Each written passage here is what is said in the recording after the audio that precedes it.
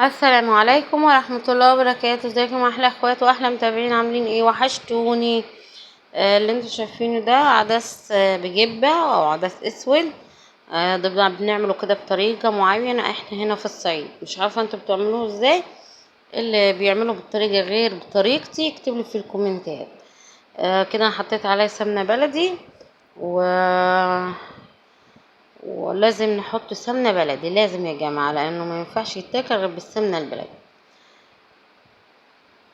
مش عارفة انتوا اللي بيعملوا يعني بطريقة تاني يقولوا في الكومنتات. دي طريقتي انا وطريقتنا في الصعيد عامة، بيعملوا كده. اللهم صل وسلم وبارك على سيدنا محمد وعلى اله وصحبه اجمعين. هنا بصوا، انا جبت العدس وغسلته وحطيت له 3 فصوص توم، ما تكتريش عشان ما تبقاش ريحته متومه. يعني ايه ريحته متومه؟ يبقى التوم طالع فيها، لانه العدس ده مش لازم ان ريحه التوم تطلع فيه. تمام. يعني هاتي اي كمية دول مش عارفة، ربع كيلو او اقل، مش عارفة الصراحة. النهاردة انا عملنا غدا اقتصادي كده وسهل وسريع. حطيت المية طبعا ورفعته على النار. بشيل كده غلا، بشيل الريمة. ما كنتش ناجعة على فكرة، حطيته زي ما هو كده. ما اول ما جبته على طول من البجال غسلته وحطيته في المية، حطيت 3 فصوص توم ورفعته على النار. تمام تمام. بعد كده كل شويه اروح على البوتاجاز.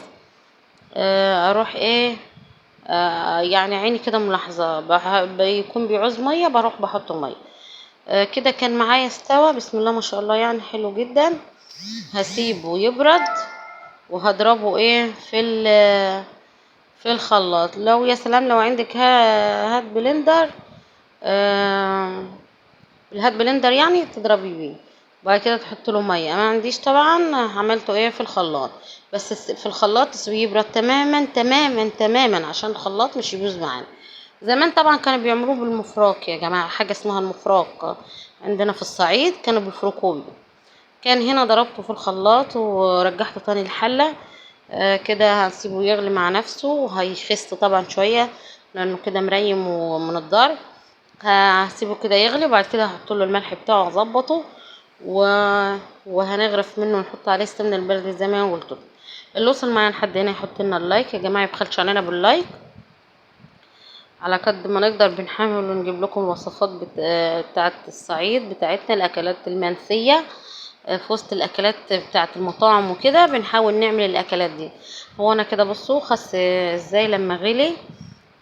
حطيت الملح كده وظبطته وبقي معايا تمام.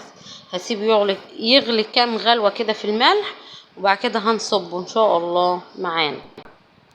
وده كده وصل معايا للقوام ده، بصوا كده تخن وحلو. يعني بيكون لا قوام خفيف ولا تقيل، بسم الله ما شاء الله. قوام طعمه حلو وطعمه حلو جدا. جربوه مش هتندموا. تحطوا السمنة البلدي عليه، يا سلام، حاجة تحفة تحفة كده. سيحت السمنة البلدي حطيته على الوش، وبالهنا والشفا طبعا لكم ولينا. واللي عجب الفيديو يحط له اللايك، واللي بيعمله بطريقه غير طريقتي يكتبوا في الكومنتات عشان كلنا نستفاد مع بعضينا ان شاء الله بالتوفيق باذن الله. وحطيت معاه مخلل وشراعه، وعملت طماطم شرايح كده. وبالهنا والشفا ليكم، وشير ولايك كتير ان شاء الله.